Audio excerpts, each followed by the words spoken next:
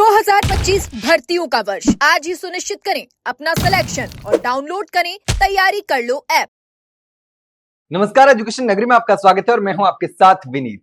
राजस्थान में SI, PTI और one रक्षक की तरह अब प्रधानाध्यापक भर्ती 2022 पेपर लीक में भी बड़े और हैरान कर देने वाले खुलासे हो रहे हैं।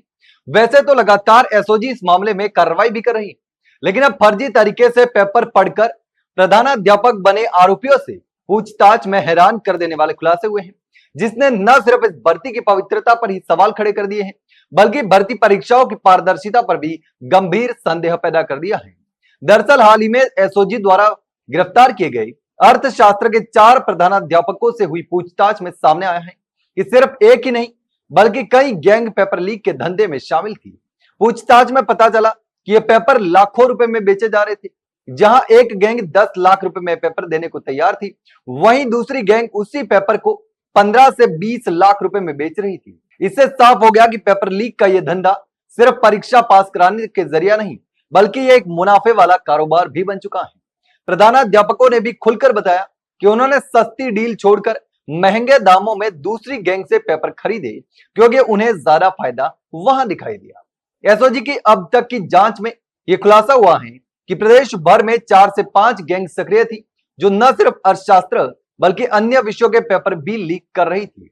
और इस गैंग ने अलग अलग परीक्षा केंद्रों को टारगेट किया था।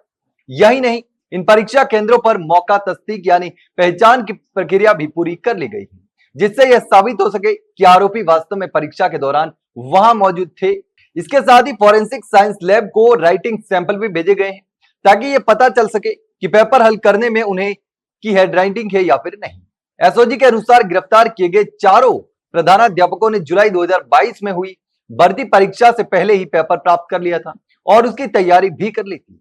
रोशन और वैदेही ने जयपुर में, जबकि ओम प्रकाश और पद्मा ने जोधपुर में लीक पेपर पढ़ा था।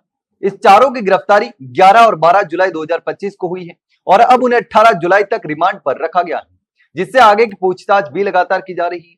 अब तक कुल 14 लोगों को गिरफ्तार किया जा चुका है, लेकिन यह मामला यहीं खत्म नहीं होता। एसओजी को शक है कि इस साजिश के पीछे एक बड़ा रैकेट काम कर रहा है। संभव है कि आगे चलकर और भी बड़े नाम सामने आ सकते हैं और उनकी गिरफ्तारियां भी हो सकती हैं। यह केवल पैसे का खेल नहीं, यह उस भरोसे के साथ खिलवाड़ है जो लाखों अभ्यर्थी सरकारी भर्ती प्रक्रिया पर करते हैं। इस खुलासे के बाद युवाओं के भविष्य पर भी सवाल खड़ा हो गया है। हालांकि एसओजी अभी अन्य संदिग्ध गैंग की तलाश में जुटी हुई है।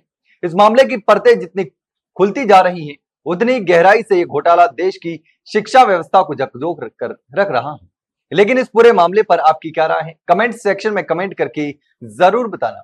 वहीं अगर जानकारी अच्छी लगी हो तो वीडियो को लाइक और शेयर जरूर करें और हाँ, चैनल को सब्सक्राइब करना ना भूलें।